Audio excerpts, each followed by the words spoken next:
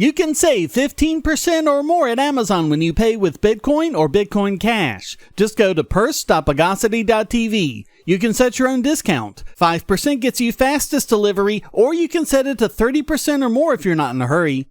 Purse makes it so easy to save money at Amazon by buying with crypto. Just go to purse.bogosity.tv and start saving now.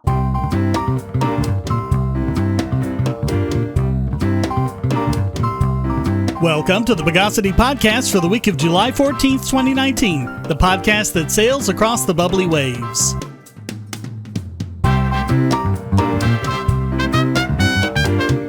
This is your host, Shane Killian. Let's circumstantiate the news of the bogus. We've often covered the horrible things that Customs and Border Patrol does, and we were doing that long before Trump took office, by the way. It's never been good. This time, journalist Seth Harp of The Intercept talks about the violations he experienced as a U.S. citizen returning home from Mexico this past May. He was pulled over for secondary screening, which we've covered before. It's basically arresting and interrogating you without officially arresting or interrogating you. The agent grilled him, wanting to know what story he was working on, which is way outside of their constitutional authority. It's not only a Fourth Amendment violation, it's a First Amendment free press violation as well. So Harp told him that he was under no obligation to disclose that, and the agent threatened to keep him there all day if he didn't tell. According to Harp, quote, "A bespectacled supervisor named Lopez made an appearance. In a polite back and forth, I was told that I was not under arrest or suspected of any crime, and my citizenship was not in doubt. But if I didn't answer the question asked by the incident officer, I wouldn't be allowed into the United States, which I later learned was an empty threat, as CPB cannot exclude American citizens from entering the country." In retrospect, I was naive about the kind of agency CBP has become in the Trump era. I hate to break it to you, Harp, but we were covering this kind of thing during the Obama era, and it all sounds the same to me.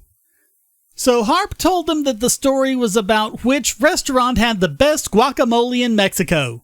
By the way, it's El Parnita in Mexico City.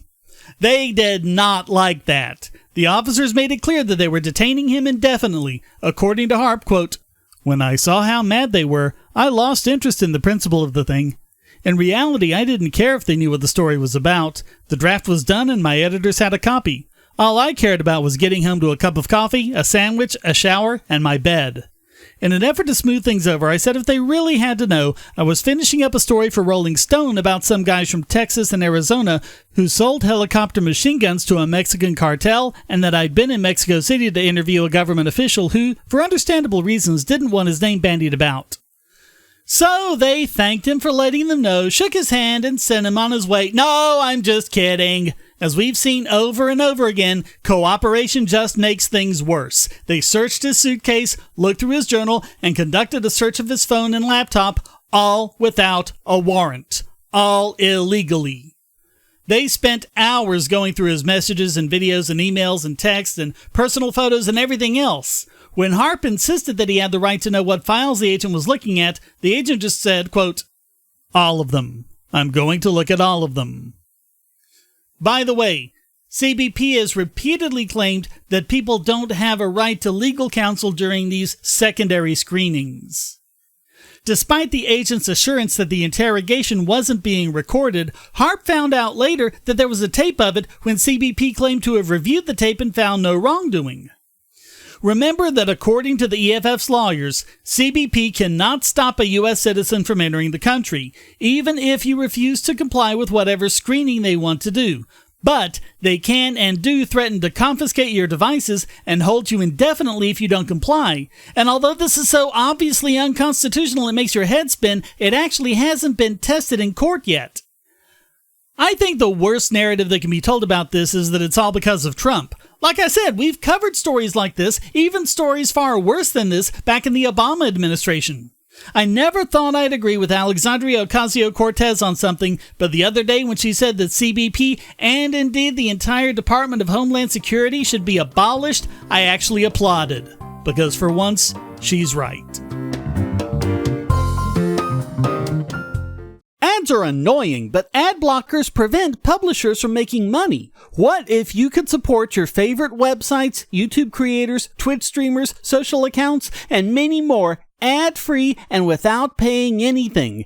and even make some money yourself. It's not a pipe dream, it's airtime. Go to airtime.bogosity.tv and get the browser extension, and you'll earn cryptocurrency for the sites you visit, and so will the publisher. This is not a crypto miner. You and the publisher will both get part of the reward from current miners of the BitTube cryptocurrency, with no middleman taking a cut. Even if the publisher hasn't signed up yet, his tube will be put into a dedicated wallet that he can claim upon sign up. You can also use your tube to tip publishers and even purchase products. Airtime monetizes users and publishers with no ads or crypto miners. Go to airtime.bogosity.tv and start making money now. Say, if you're tired of the promos in this podcast, well, the patrons got it early and with no ads or promos. Just go to patreon.bogosity.tv and donate at any level. Here's an interesting perspective from TechDirt's Mike Masnick about YouTube's moderation policies and the sheer scale they have to do it at. So YouTube implemented a new policy banning hacking videos on its platform. Specifically, they banned, quote, instructional hacking and phishing, showing users how to bypass secure computer systems or steal user credentials and personal data. The problem is, as we've covered, there's no difference between a hacking video and a cybersecurity video. There's no difference between showing someone how to compromise a network and showing someone how to secure a network. They all cover the same concepts and knowledge. And this isn't theoretical. The controversy over this happened when a video about launching fireworks over Wi-Fi was taken down under this policy. It was reinstated after the outcry, but solving the problem with one video doesn't fix the bad policy. So cybersecurity experts everywhere started panning it. Marcus Hutchins, who we've covered before, said in a blog post, quote, without knowing what it is hackers do or how they do it, how can someone possibly be expected to prevent or stop them? The answer is simple. They can't. He also pointed out, quote, one has to ask, where would we rather kids learn about computer security? At sites like YouTube, where security professionals will steer them in the direction of a legitimate job, six-figure salaries, and strong ethics? Or a shady forum where they will not only be exposed to crime, but criminals who believe that what they are doing is both legal and ethical? Computer security professor J. Alex Haldeman tweeted, I've taught college-level computer security at UMich for 10 years, and the most important thing we teach our students is how attackers operate. YouTube's new policy will do nothing to stop bad guys, but it will definitely make it harder for the public to learn about security. But the real issue, as Masnick points out, is having a single, centralized, and largely unaccountable organization determining what's good and bad. Quote, some people seem to think there must be some magic wand that can be waved and said, leave up the bad content for good people with good intentions to use to stop that bad behavior, but block it from the bad people who want to do bad things. But that's not really possible. Yet if we're increasingly demanding that these centralized platforms rid the world of bad content, at the very least we owe it to ourselves to look to see if that set of decisions has some negative consequences. Perhaps even worse than just letting that content stay up. And it's so big, relying on so many different people, and it's also very opaque with no real way of appealing videos taken down under vaguely worded policies, that there's just no way for YouTube to police anything with consistency. And the more it tries, the more stuff like this will happen.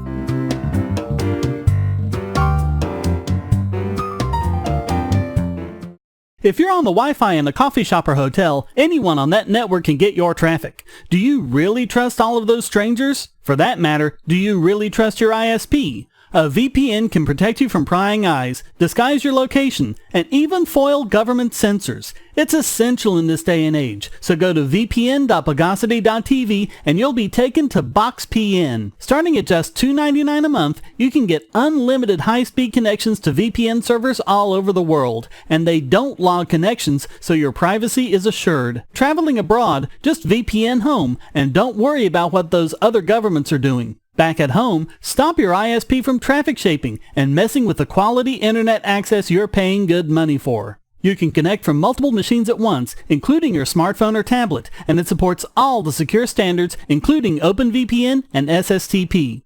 Bypass censors and surveillance with your own secure VPN connection. Go to vpn.bogosity.tv.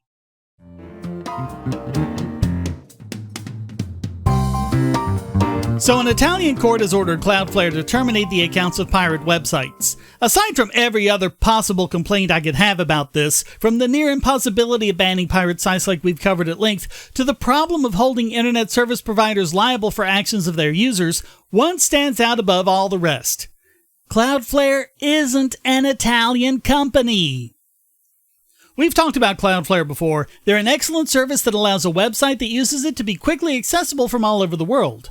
Cloudflare does not host any content. They provide security, content delivery, DDoS protection, and distributed DNS services. More on that later. They hold cached versions of your website and pass on any user requests that can't be fulfilled from the cache, like form requests. The big copyright holders hate them, like Italian mass media giant Mediaset, who went to court over it. They complained that Cloudflare offered its services to pirate sites where people could illegally download their TV shows, and since Italy doesn't have anything resembling Section 230 protections, they can be held liable under Italy's e-commerce directive. Cloudflare's response was that they're a U.S. company, and the Italian court doesn't have jurisdiction, and that Italy's e-commerce directive couldn't be applied to foreign companies. The Commercial Court of Rome rejected those arguments and ordered Cloudflare to immediately terminate the accounts of the specified pirate sites. They were also ordered to turn over the personal details of the website owners. Failure to comply will result in a fine of €1,000 per day. Almost all of the listed pirate sites are available on new domains that wouldn't be covered by the block. The Italian court says its ruling cannot be appealed. Just reminding you that this is the same country whose Supreme Court upheld the conviction of geologists for failing to predict an earthquake. It's also the Italian courts who let prosecutors retry Amanda Knox for a crime she obviously didn't commit even after she was acquitted. What no one seems to understand is how they think they're going to enforce this. That should be interesting.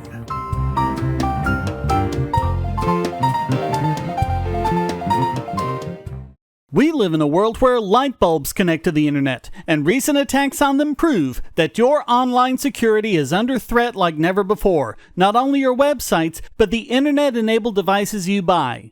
And the biggest problem is weak passwords. That's why you need LastPass. LastPass allows you to randomly generate strong, unique passwords on the web and on your internet-enabled devices, all protected by one master password.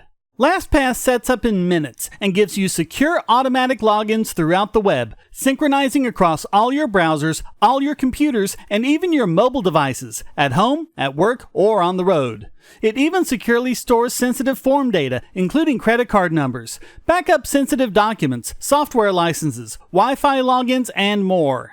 And with LastPass Premium, you can get these benefits on other applications, manage passwords for your entire family, and also get priority customer support. Sign up at password.bogosity.tv for a free month of LastPass Premium.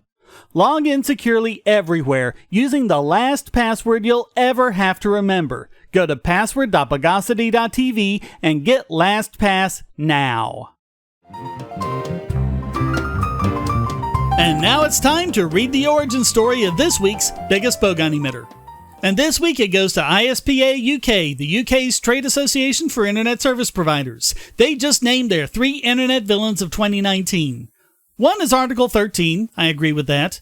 Another is Donald Trump, okay, sure. And the third is Mozilla? Why? They say, quote, for their proposed approach to introduce DNS over HTTPS in such a way as to bypass UK filtering obligations and parental controls, undermining internet safety standards in the UK. DNS over HTTPS, also called DNS over TLS or DOH, whenever I see that I want to pronounce it DO, is a way of securing DNS lookups, which is what translates website names like podcast.bogosity.tv to IP addresses like 70.32.23.4. In the past, these have been sent out in the clear, leaving us vulnerable not only to snooping, but to DNS spoofing attacks where hackers can redirect people to malicious websites. Instead of going over DOH in general, I'll just link you to a video I made called The Internet Just Got a Lot More Private, where I go over it and how to use it, which for some reason was demonetized by YouTube, but whatever. Now, Mozilla has added the ability to use DOH directly from Firefox. Just go to Options and scroll all the way down to Network Settings and click on Settings. At the bottom of that screen, check Enable DNS over HTTPS. You can leave the default at Cloudflare if you want, or if you want to use another provider like Quad9, hit Custom and put in the address that provider gives you. Mozilla will be adding more options as they gain DOH partners. And the nice thing about it is, it not only makes you more secure, it's faster as well. Turn it on and see how much faster the web gets. So, ISPA UK doesn't like the fact that you can just turn on this setting and bypass the government's DNS blocks. Funny thing about their website, when you're using Mozilla, there's a pop-up that reads, "It looks like your cookies are switched off. To ensure the best experience whilst visiting our website, please consider allowing cookies. You can find out how to change your settings or more about the cookies we use at the bottom of this page." Except that you can't because the bottom of the page is cut off at that point. So yeah, these guys really have your best interests at heart. Right. Also, there doesn't seem to be any way of dismissing the pop-up, even though it covers up other links at the bottom of the page. So you'll pardon me if I don't want to listen to their opinion of how things should be done on the web. Anyway, they attacked Mozilla at a time when Android and iOS have given options to set up DOH, and even many home routers are adding the option too. But governments and other people who want to track you and control you don't like it. The Labour Party brought this up in a session of Parliament, saying that DOH is a threat to the UK's online safety. Oh yeah, they really care about your safety from things like DNS spoofing attacks. I'm really feeling the love here. And remember that, as we covered, the UK wants to require all of its subjects to have a license to view porn online. The GCHQ, which is basically their version of the NSA, has also complained about this as part of the going dark problem, saying it will impede police investigations. Of course, they're fear-mongering about things like an internet yellow pages of child porn. How a secure DNS system would impede law enforcement or stop them from prosecuting websites that have child porn is completely unclear. Sadly, as a result of all of this, Mozilla said it would disable DOH by default in the UK. Mozilla told ZDNet, "We're surprised and disappointed that an industry association for ISPs decided to misrepresent an improvement to decades-old internet infrastructure. Despite claims to the contrary, a more private DNS would not prevent the use of content filtering or parental controls in the UK. DNS over HTTPS, DOH, would offer real security benefits to UK citizens. Our goal is to build a more secure internet, and we continue to have a serious, constructive conversation with credible stakeholders in the UK about how to do that. We have no current plans to enable DOH by default in the UK. However, we are currently experiencing potential DOH partners in Europe to bring this important security feature to other Europeans more broadly." And this is a big problem. Even if they can't stop Mozilla including it as an option, just by bullying them to have it turned off, the tyranny of the default means that most users aren't going to switch it on, aren't going to know to switch it on, and DNS security will continue to be a major issue threatening everyone. If Mozilla and Google and Microsoft and Apple are basically threatened by governments into leaving it off by default, then DNS will never get secured. So here we finally have a good way of securing DNS lookups, which has been one of the biggest problems on the internet pretty much since day one, and the UK and other governments and advocacy groups are complaining because now they can't use DNS to spy on us and to block websites. Boo-hoo-hoo! And of course, the Streisand effect means that all they've done is call attention to the setting, and many people who weren't aware of it will now be enabling it. So perhaps a word of thanks is in order. But it would be better to have it on by default, and not just in Firefox, but Windows, Android, iOS, and everywhere else as well. But the more spy-happy obstructionists get in the way, the longer that'll take to happen. All of which makes ISPA UK this week's biggest Bogon emitter.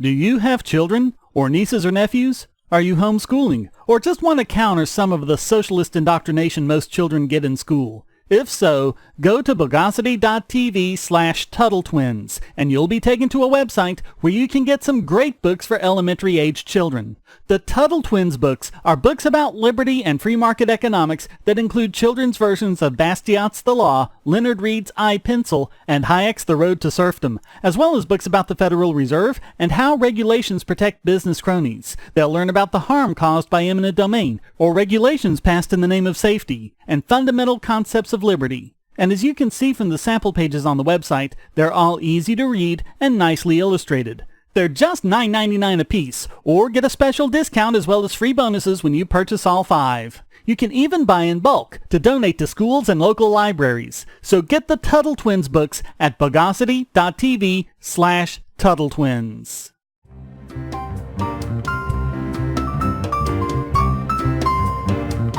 And now let's intubate this week's Idiot Extraordinaire. And this week it goes to the Oregon Department of Corrections for banning books prisoners could use to learn to code. The thing about coding is, it's not only a highly marketable skill these days, it teaches you so many other things. Problem solving, critical thinking, time management, persistence, contextual thinking, creativity, design, on and on and on. And research has shown time and time again that the best way for a criminal not to revert to a life of crime is by learning a marketable skill. So why would the state of Oregon be against it? Apparently they consider it a security concern. So earlier I mentioned that the skills for illicit hacking and perfectly legit cybersecurity are the same, so you could understand why they would ban books like Black Hat Python. But why would they stop them from reading books like Windows 10 for Dummies, Microsoft Excel 2016 for Dummies, and Google AdSense for Dummies? They marked all of these books as a clear and present danger. You're not going to learn any illicit hacking techniques in those books, but being able to use Windows and Excel are pretty much prerequisites for any job you apply for these days. And some of the blacklisted books date back to the 1990s, so the information is so out of date they'd only be learning techniques that systems have long since secured themselves against. According to Windows for Dummies author Andy Rathbone, quote, "As soon as they get out of prison and have to deal with today's world when just about everything is computerized, they won't know what to do. If they can't get legitimate jobs, what are they going to do?" But the DOC says that even this basic knowledge is a threat to prisons. According to spokesmoron Jennifer Black, quote, "Modernity requires that we also protect our prisons and the public against data system breaches and malware. It is a balancing act we are actively trying to achieve." But you won't learn data breaches and malware from these books. And what about those prisoners that already knew how to use Excel when they got in? It's not like it's an uncommon skill. Oregon isn't even alone. Ohio and Michigan have banned books that teach programming, which is not the same thing as learning how to hack, and Kansas has a more blanket ban on technology books. But elsewhere in the country, coding classes are becoming more and more popular, as prisoners use them for at least a glimmer of hope of a career back in the real world. Whereas it's the lack of access to education or marketable skills that's mostly responsible for putting people back in prisons. And it's part of a bigger picture about how, despite the name, prisons aren't actually about corrections, but about punishment and vengeance. So for going directly against what their own name says they should be doing, the Oregon Department of Corrections gets this week's Idiot Extraordinaire.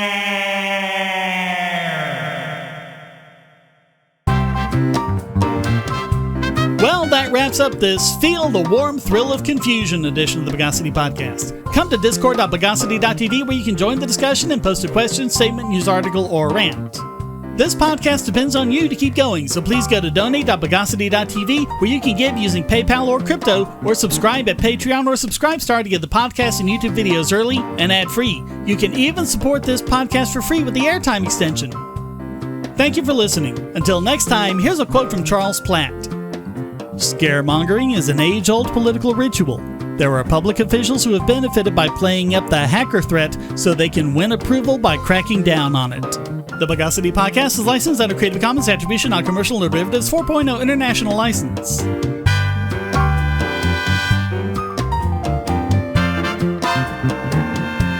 Bogosity.